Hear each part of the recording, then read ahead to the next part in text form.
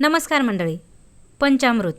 तर पंचामृत म्हटलं की आपली पाचनशक्ती सुधारण्यासाठी खूप मदत करते. आणि आता श्रावण महिना चालू झाल्यानंतर भरपूर असे सण समारंभ उत्सव येतात.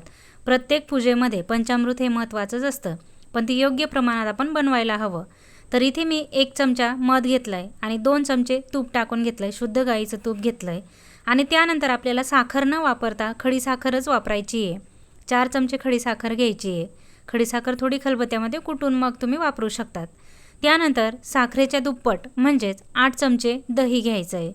लक्षात ठेवा, हे दही जास्त आंबट घेऊ नका. तर प्रत्येक वस्तू चमच्याने अगदी व्यवस्थित अशी मोजून घ्या. तर इथे आता 8 चमचे दही टाकून घेतलं आहे मी. व्हिडिओ कुठेही स्किप केलेला नाही. प्रत्येक वस्तू तुम्हाला चमच्याने मोजून दाखवलेली आहे.